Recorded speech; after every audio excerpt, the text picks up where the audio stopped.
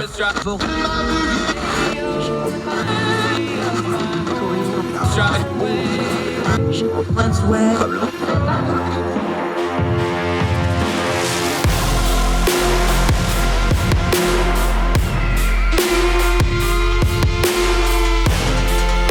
host, Andrew Donaldson. This is Heard Tell. Welcome back to Heard Tell. Okay, let's go back over to the UK because there's nothing major going on over there lately, if you even tangentially look at the headlines, but important topic. I'm looking forward to this. New face from our UK contributor, Sophia Worringer, is joining us from the UK. How are you, ma'am? Thank you so much for the time. Thanks so much for having me on. Great to be here. I appreciate you. Another one of our great Young Voices contributor. Also does some other things in her own right. We'll get to that in just a little bit. Well-traveled, too. Always appreciate that. You wrote a piece about the Queen, and I know people are like, well, why are we still talking about the Queen? I want to set it up this way to you, though, because when I talk to people that work in and around Parliament, when I talk to our UK friends while that was all going on, yes, to the American audience, yes, it's mostly ceremonial. Yes, it's, there's not really political power there. But when I talk to the people that actually work around, the constant of the Queen, the steadiness, the fact that she is the titular head of state, that was a real thing to Parliament. It was a stabilizing force in some ways. She dies, we have total chaos. It's not all just because of that, because it's economics and other things. Is there a little element here like this may not be as chaotic and as vitriolic as it was if the Queen was still there? Because everybody I talked to said that stabilization thing was a very real thing. I think you're right in some ways. I think the Queen's constant presence over most of the last century now, and 70 years on the throne, was definitely a stabilizing presence in Parliament. Obviously, she would open it every new parliamentary session. She only missed 2 or 3, I think, when she was very ill or heavily pregnant. And she was therefore a constant presence. And I think also a national focus of identity, of direction, of ceremony and tradition. And although her successor, King Charles, embodies much of that, his presence on the scene hasn't been quite as constant. And so therefore, I do feel like we have maybe lost some of that reassurance and steady hands. And I think as a national figurehead, she was incredibly unifying, and she would not get involved in the nitty-gritty of politics. She would not comment on political day-to-day activities, and her unifying presence will definitely be missed. And maybe there can be links drawn to the economic turmoil we see ourselves now in, but it may have to have more hindsight to exactly express how those things are connected. Yeah, Sophia Worringer joining us. I think it's one of those passive things, though, of when you have somebody that's that revered and that respected and that beloved. I think there was something to it of just, well, you don't want to ever embarrass or let somebody like that down. It's a passive thing. It's not like something that's talked about. You don't get a memo at the beginning of Parliament sessions like, don't embarrass the Queen. It's just understood that, hey, when we do stuff, don't embarrass the Queen, don't embarrass the country. There's an element of that we are losing in societies. We're losing it in America, certainly. That kind of institutional thing. The British are kind of, y'all got that stereotype, stiff upper lip, carry on. You got the T-shirts, all that stuff. Is there a concern some of that might be a little bit slipping here, that we're maybe decorum's kind of becoming an issue a little bit? I do think the UK public showed the extent of their love and devotion to the Queen in the outpouring of grief following her death. And obviously the eyes of the world turned to Westminster as the funeral was broadcast. And I think people were quite surprised maybe about how emotional they became upon hearing the Queen had died. People who had never met her, people who had never even seen her. And I think there was something about that collective experience of loss in the country that has probably disorientated a lot of people over the last few weeks and caused people to be anxious about the future, to question what is Britain's place in the world.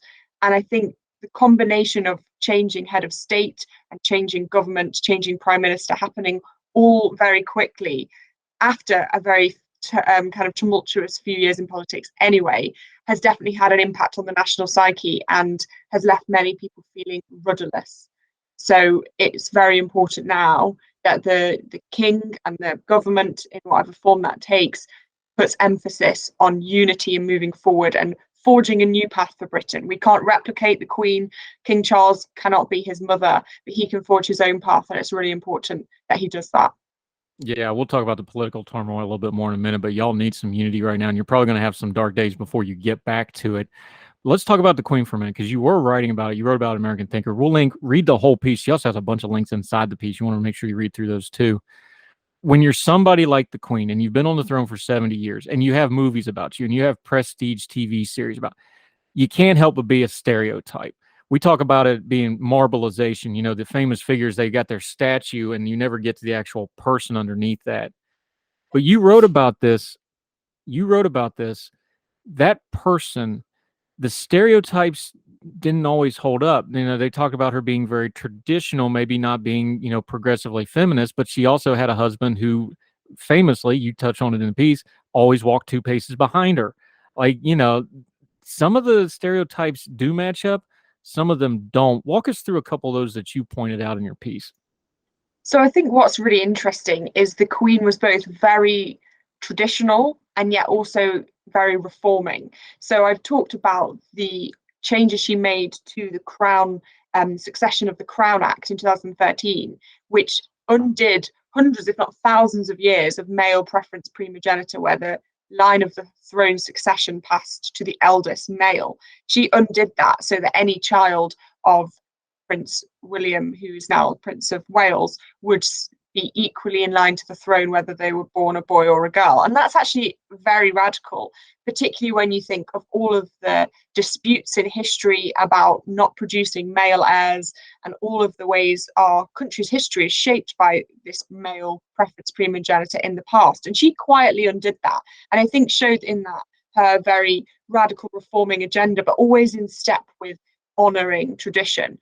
And I think, therefore, some of the accolades around her, calling her a feminist, are correct in that she did believe in equality, and at the heart of feminism, that is what is believed, but not in the way modern liberal feminists often discuss feminism, which blurs the distinction of maleness and femaleness and gender. And I think actually the Queen, as well as being reforming in some ways, was very proud of being a female ruler and proud of her femininity, and so therefore stuck to more conservative values of her role and understood her role to be very one of protecting institutions and conserving institutions. So in both hands, she was both conservative and reforming, and I think she bridged that gap very well and walked that path very smoothly.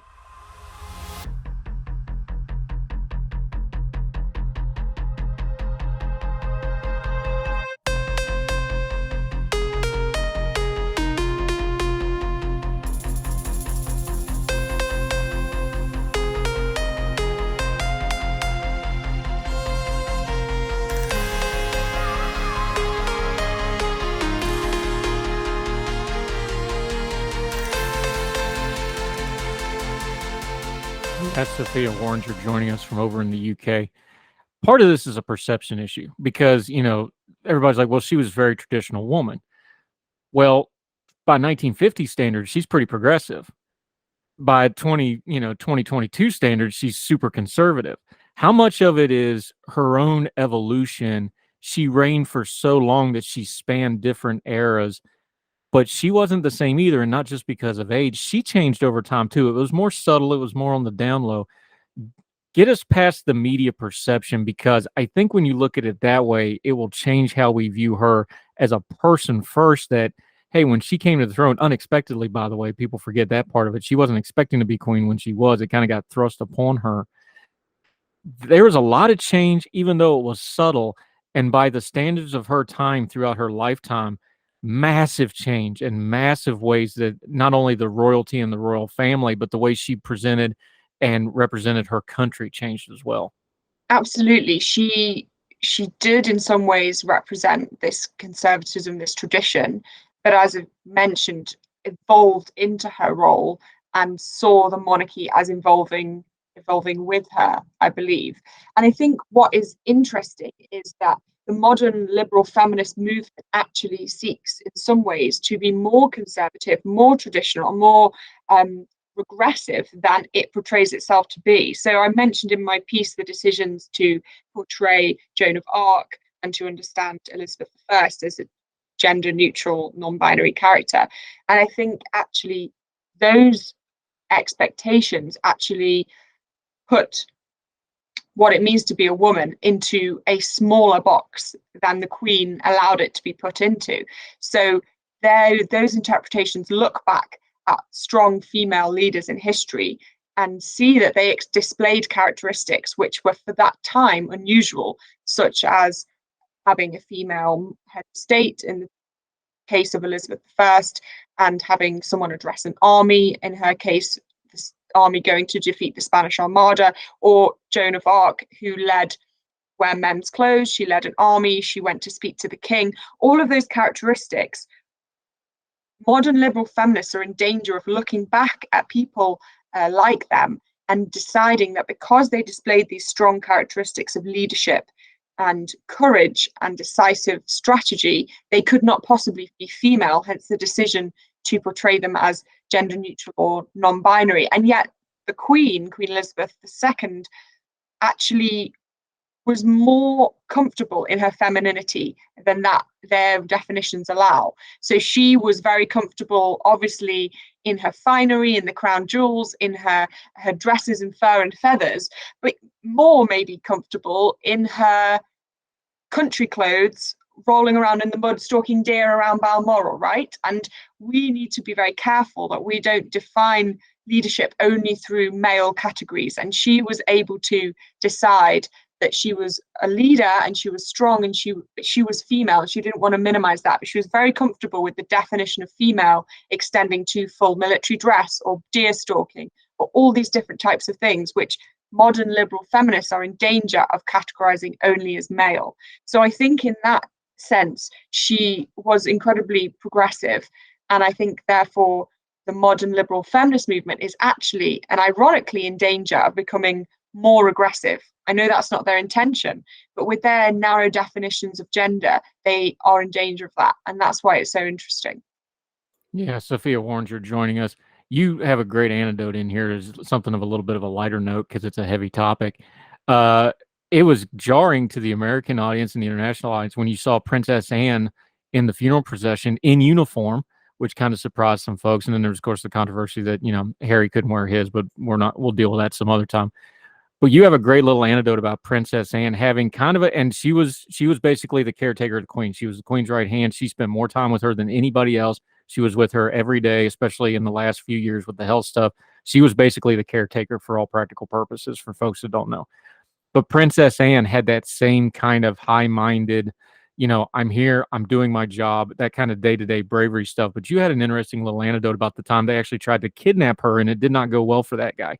Yeah, exactly. So the Royal Princess Anne is the only daughter of the Queen, and she's known for her no-nonsense approach. And there was an attempt to kidnap her from when she was driving in a car, and the person who attempted that got into the car, and she told them to go away, basically, very bluntly, told them that they were a silly man and that they should go away. She took no hostages at all. She was very clear what she wanted. And I think that has shows something of the Queen as well, because their relationship was so close. It was the Queen's wishes that Princess Royal would follow the coffin from Balmoral to Aberdeen, where it was flown to London, and she did that whole 6-hour journey in the car behind the coffin. And what is actually really interesting too is I saw the hearse and the coffin leave from London, Westminster, to go to Windsor, which is the outskirts of London, and it came near my house, and the rest of the royal family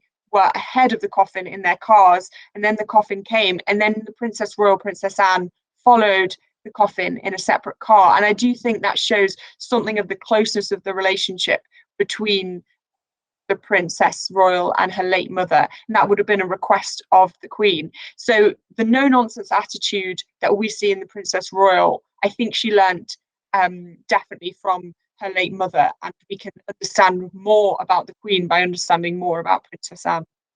Yeah, Sophia Worringer. There was nothing in that funeral that wasn't planned out and approved down to the smallest detail. So yeah, stuff like that was absolutely not accidental. Let's come back to the present day. The Queen is gone. We had the respite from UK politics. We had the great, 10 days or so of national unity. Boy, howdy, that went away real fast. There's an economic crisis. There's a cost of living crisis. There's migrant crises. There's all kinds of crises. Let's just be blunt. There's a leadership crisis in the UK right now. I know Liz Truss came in with a really hard hand. It looks like it's going even worse than people feared it might. There's a leadership crisis in the UK right now. This is why I opened up with, even though she's not technically have political power, just having that steady and influence might be really missed right now. What's the state, just common folks on the street? What are, obviously you follow politics maybe more closely, but what do people think? Because the average person that doesn't follow policy and economics and politics, I got to imagine they're just looking at that and going, this is one hot mess of not good. I think the public have now a fairly short fuse for political antics. Obviously, the summer was taken up by a very insular leadership race where only MPs and then only members of the Conservative Party could vote. And therefore, most of the public looking on felt excluded from that and didn't have much patience for all of the briefing and counter briefing that was going on during that race. But they were willing to put up with that because they felt like stability would be delivered at the end and there would be a leader that would take them forward into this new chapter. And I think the Prime Minister now needs to be incredibly clear with the public about her direction. If she wants to completely continue to pursue this direction of tax cutting and growth, which obviously the UK needs. The UK does need growth after we recover from the pandemic. That is very important. She needs to be clear in her communication. And I think the problem has been is that she has moved too quickly for the public to keep up. And at the end of the day, people are going to look at the money that's in their pockets, right? They're going to look at their mortgage rates, which are going to be fixed for 2 or 3 or 5 years at a very high rate. They're going to look at how much money they have left over at the end of the month once they've paid their energy bills. And so I think economic fiscal responsibility is incredibly important. But even more important than that is the communication of the policies of where the country is going and the direction and vision for the country. And I think that's what's been lacking over this tumultuous period, is that the country has not been taken on the journey of why these cuts or growth is important, and therefore there's been a disconnect between the policies and the communications, and therefore people feel very confused, very in the dark. And most of the people in the UK, rightly so, are not in the Westminster bubble. They don't read the newspapers every day in incredible detail. They will just look at the headlines. And so it's very important that the government communicates very clearly and very top line as what's going on, so that people can go on this journey with them. Yeah, Sophia Worringer joining us from the UK. If this turns into a longer term economic crisis, let's say past next year, past 1 or 2 elections, we're going to probably wind up with a general election sooner rather than later somewhere in here. If this turns into a multi-year recession, God forbid, or this just doesn't seem like it's going to end, does this go from just being a political crisis to being a transformational moment for the UK? Because it kind of is starting to feel like people are not just questioning leadership, they're starting to question the parties, they're starting to question the structure. The UK's role in the world is evolving. The demographics of the UK are changing. There's a lot of things moving at once in the UK right now. Does this feel like something that this may be a crisis that goes beyond just solving the crisis of the moment? This might be a generational change type of moment. I think so, because I think the death of the Queen was always going to be a seminal moment in UK identity and understanding of belonging, direction, and national pride. And I think now that has happened, we are left with this landscape, which is fairly unshaped, of who we are on the global stage. What is our role? What does it mean to be British? What are British values? And I think following, obviously, from the Brexit vote, there are still quite severe divides between various people and geographical entities in the UK. And I think, therefore, we are at a crossroads as to who we are and what we stand for. And I think there's been very quick cultural change as well in the UK. If you think, in comparison to America, for example, we are a very small population and we've had very big demographic shifts. We've had cultural and value shifts that have been almost over less than a decade, very quickly changed. And I think our sense of unity has not kept up with the sense of change. And so therefore we are definitely at a crossroads, and it's important therefore that we tap back into what it is to be British and what holds us together and really focus on that. Yeah, Sophia Worringer, crisis always reveals. So it'll be interesting to see what our UK friends come out the other side of this crisis looking like. And we do hope our special relationship continues, because we sure do enjoy our friendship with y'all. Appreciate the conversation. Love talking about this stuff. Appreciate your insight. Till we get you back on the show in the future, though, let folks know where they can follow you, what you have going on, and how they can keep up with you until we get you back on Heard Tell again. Thanks, Andrew. Yeah, so you can follow me on Twitter at Sophia Worringer. I'm working at a think tank called the Centre for Social Justice, looking at roots in and out of poverty in the mid-2020s. So you can follow the work of the Centre for Social Justice online too. Yep, and we'll link to her page, Young Voices, and also her social media. You're going to have plenty of business on that poverty thing, because it looks like it's going to be tough economic times for the foreseeable future. So good luck with that. Thank you so much for the conversation and the time, Sophia Worringer. Thank you very much, ma'am.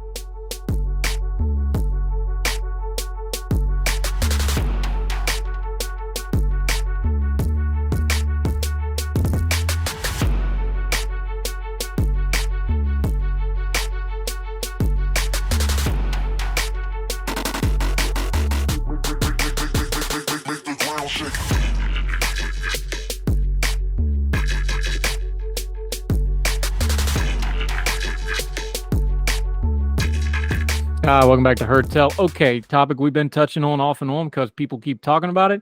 People keep doing things about it. The president did something about it. And now we got it thrown into the court system. So this is going to be a mess for a while.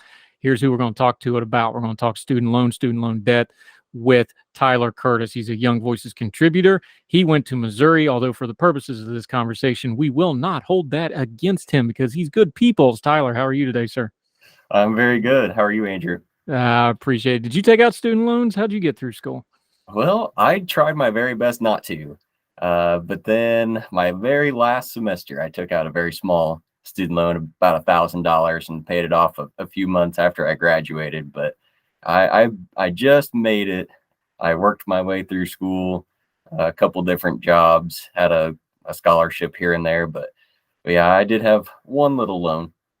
All right. So here's the thing with student loans. It's just to intro it. I didn't have student loans, but I had my military benefits, both TA while I was active duty and then the GI Bill after I got out.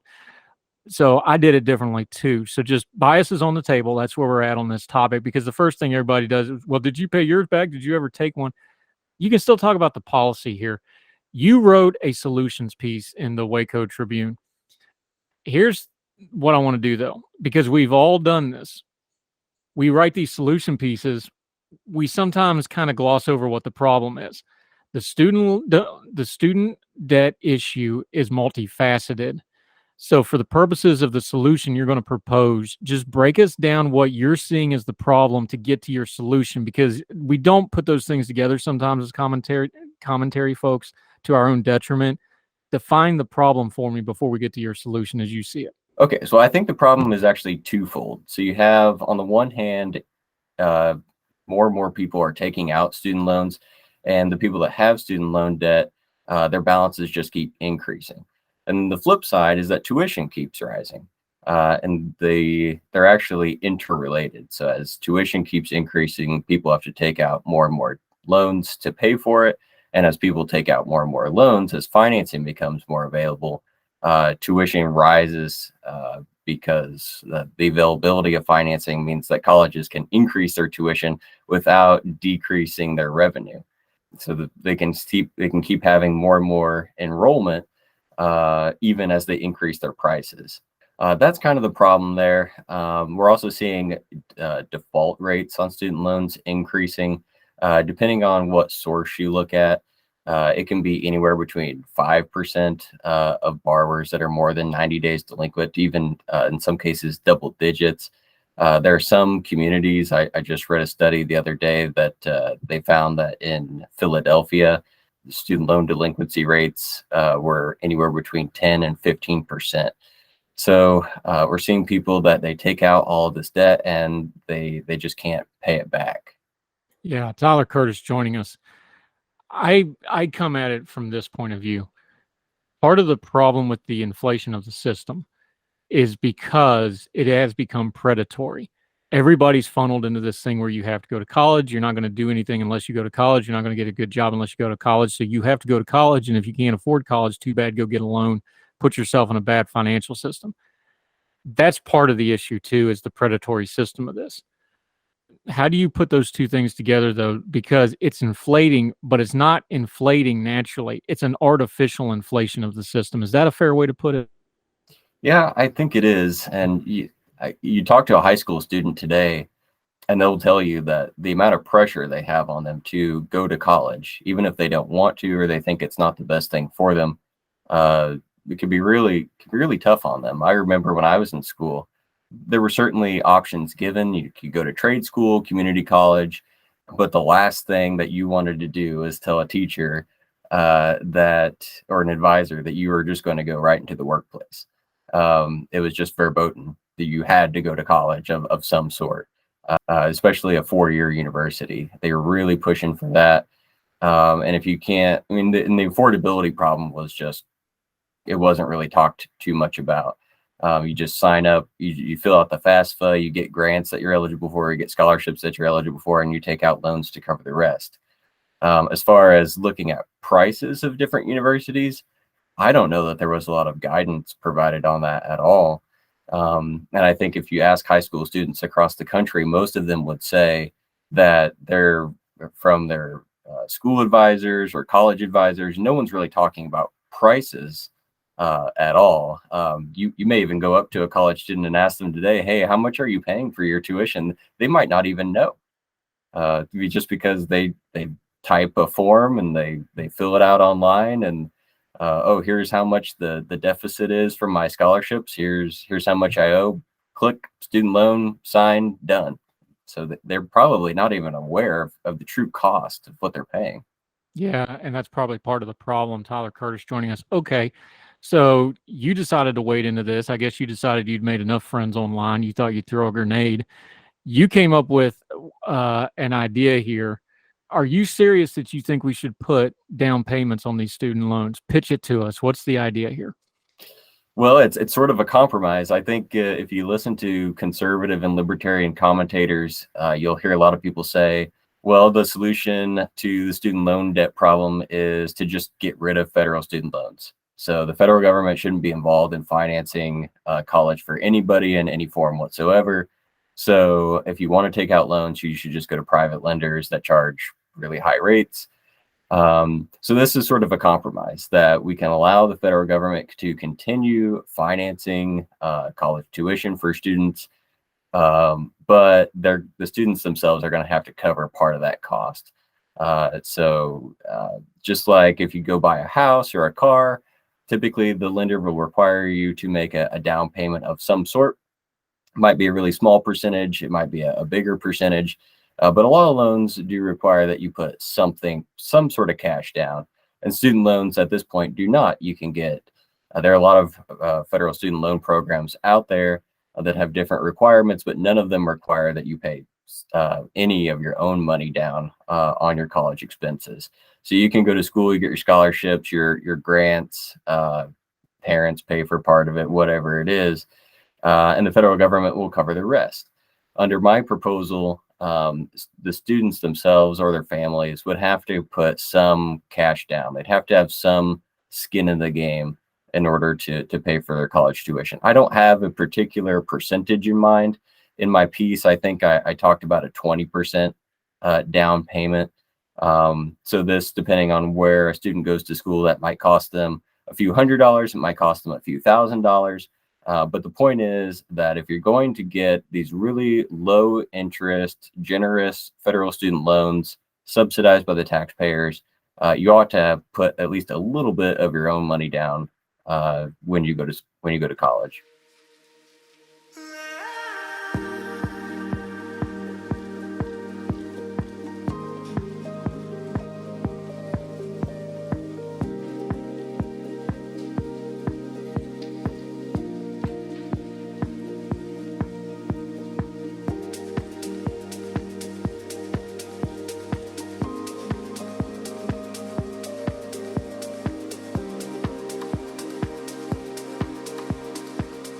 Tyler Curtis. This piece is in Waco Tribune Herald. We're going to link to it. Read through the whole thing. Read it for yourself. Make up your own mind. Let me throw you some of the pushback. The immediate pushback on this is going to be like, well, the whole idea of student loans is for people that can't afford college in the first place. So obviously they probably aren't going to have the money for down payments. This is becoming a gatekeeping thing. This is going to become a class thing. This will become, disparate people groups are going to get filtered out. There's no way that accusation doesn't have some merit to it. So what's your answer to that? Well, my answer to that is the federal government already provides pretty generous financial assistance to people that come from lower income families in the form of Pell Grants. For everybody else, I think we need to be honest about the implications of this. And it is true that people that come from lesser means probably won't be able to afford the same expense as they were before. But that doesn't mean that they won't be able to go to college at all. I think that requiring a down payment for student loans will encourage people to think more about the prices that they're paying. So sure, you might have somebody that comes from a family that's a little bit less well off there. Maybe they're not going to be able to go to that private university 3 states over anymore because they just can't afford what the down payment would be on that. But they would still be able to go to college somewhere closer to home, probably a public university. So we're certainly not saying that someone won't be able to go to college at all. But the other issue is that we're talking about people that are going to college to get accepted into a university to begin with, especially one that's really expensive, probably going to have pretty good GPA, probably going to have pretty good ACT, SAT scores. So in that case, those students are going to qualify for scholarships. So you're talking about if we have a hypothetical student that comes from a family that doesn't make a lot of money, maybe they make just enough to not qualify for a Pell Grant, but they don't make enough for their children to go to college, for the family to pay for the college. So those are people that you might see falling through the cracks. The ones that don't qualify for Pell Grants, but their parents don't make enough money to pay out of pocket for all of their college expenses. Well, I think that we've overestimated how difficult it is for people to pay for college expenses out of pocket. So yes, we've seen tuition rise much faster than the general rate of inflation, but it's certainly not out of reach for a lot of students to pay for college out of pocket. If they're working. So even part-time work or full-time work, it's not impossible for them to work and go to school at the same time.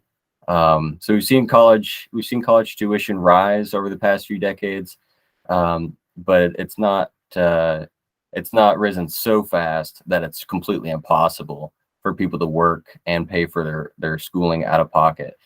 So I talked earlier in the program about how I went to college. I paid for a lot of it out of pocket. I took one loan out my last semester. I worked part-time, 2 part-time jobs that sometimes added up to full-time hours. So I was able to pay for my schooling out of pocket.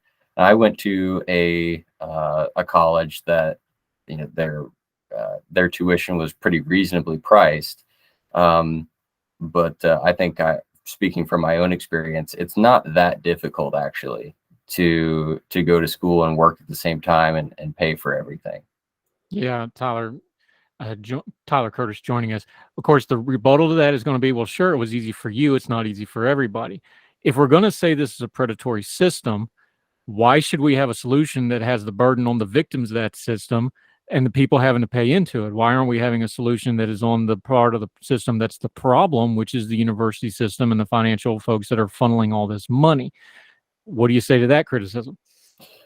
Well, I mean, I understand where that criticism is coming from, so I get the perspective, but the only way, well, I would say that forgiving the student loans, even if you think that some of them were predatory, if we were pressuring students to take out loans that they were not going to be able to pay, or loans that they really didn't want, but they consented to anyway, the only way to fix that is to is to forgive that debt like the president did.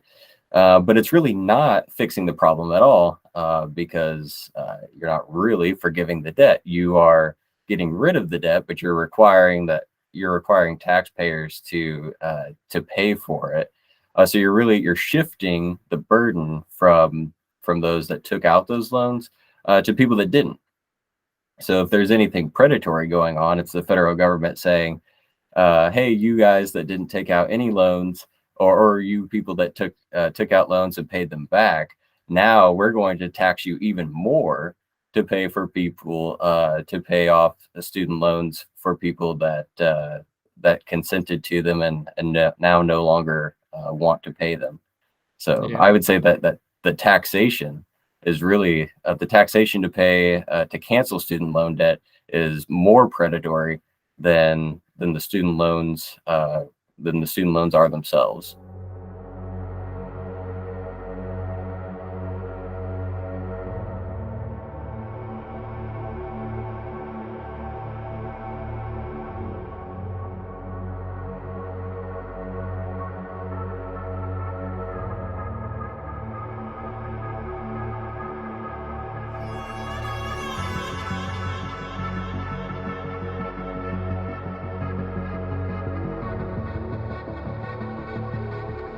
Yeah, Tyler Curtis joining us.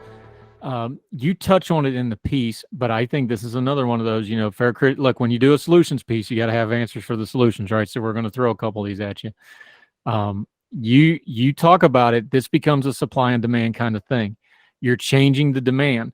Well, the fairness folks are going to start screaming, well, it's not fair for people to not get the chance to get this higher education, which gets you into a different job bracket, which gets you and on and on and on. How do you answer the fairness argument? Because there's no version of doing something with a down payment that doesn't turn into a gatekeeping exercise, either monetarily or otherwise. So how do you deal with the fairness argument, which again is specious and it can be whatever anybody wants to be fair? That's what's going to get thrown at it, is this isn't going to be fair.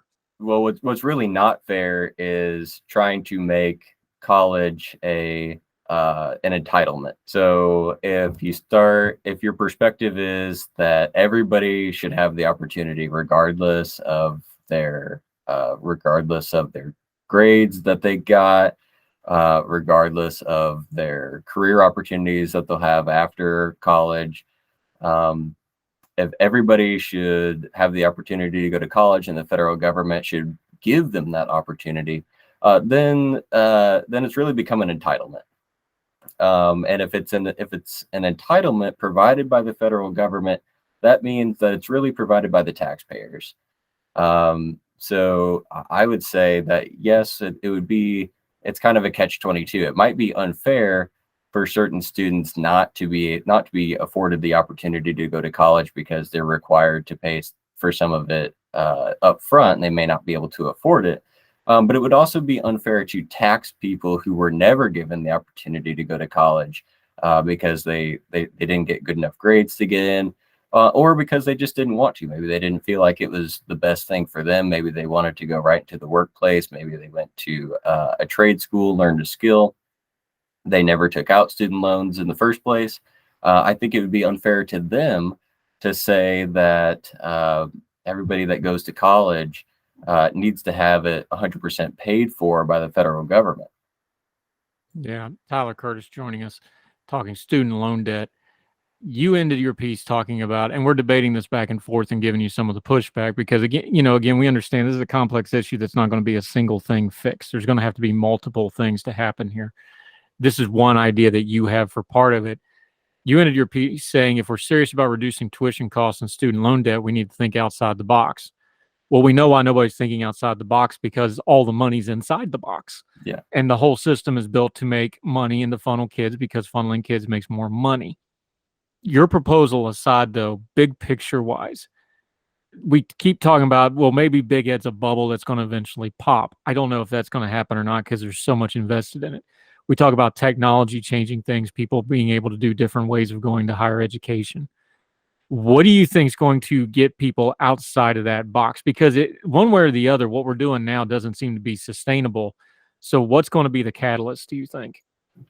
Well, I think actually, ironically, the president's student loan forgiveness plan is the catalyst to spur conversation about why there is so much more student debt now than there used to be. But like you said, the problem is that nobody's really talking about the root causes.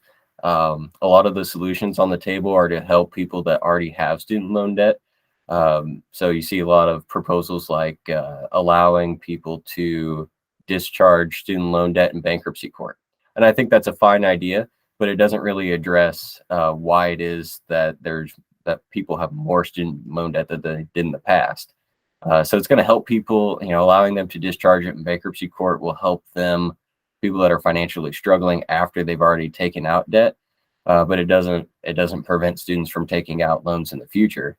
The president also proposed lowering the minimum payment requirement on the income-driven repayment program.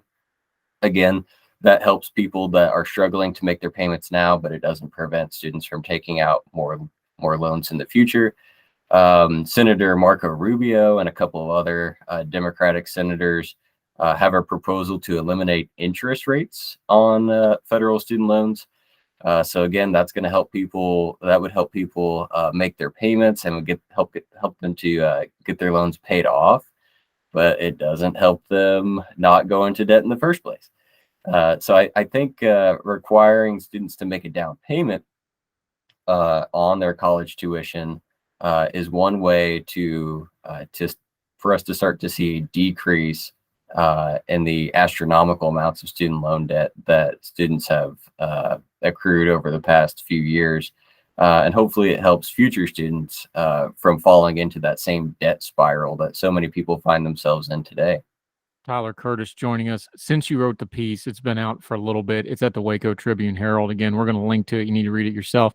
Been out about 2 weeks now.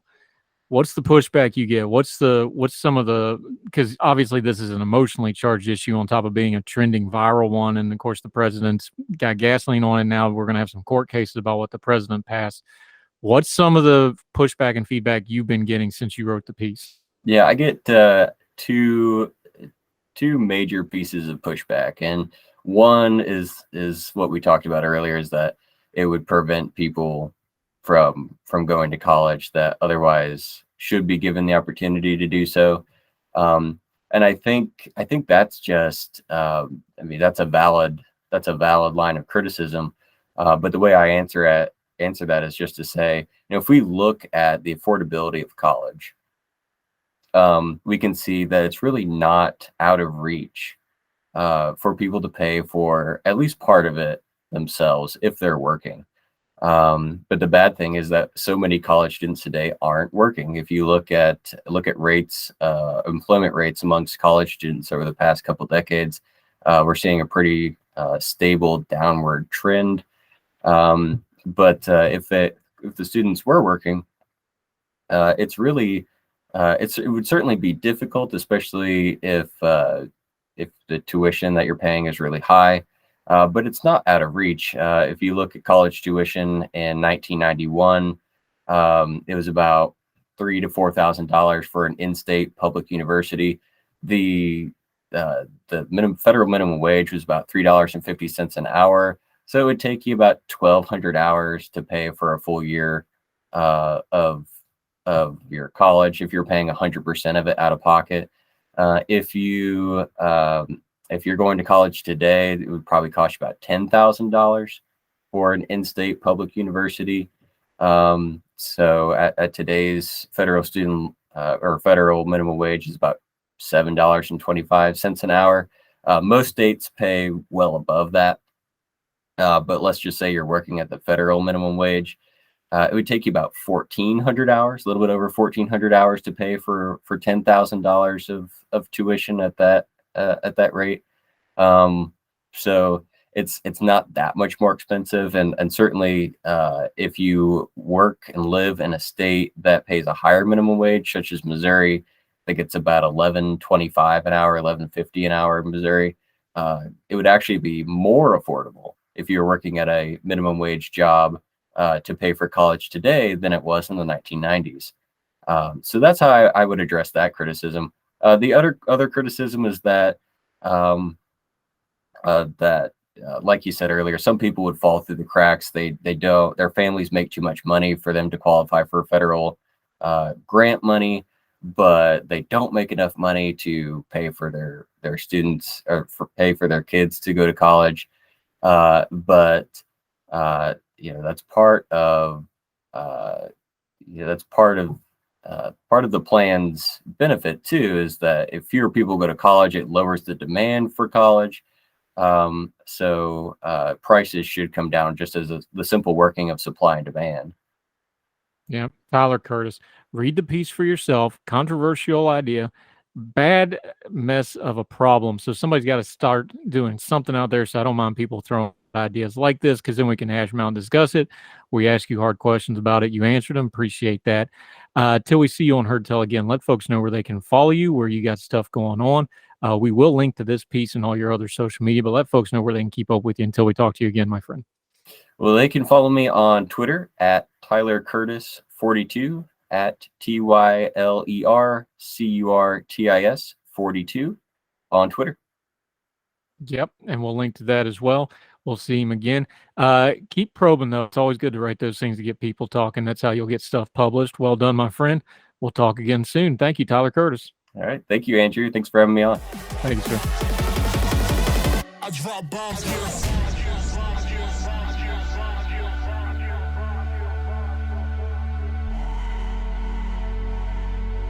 Now let me see you go off like a bomb.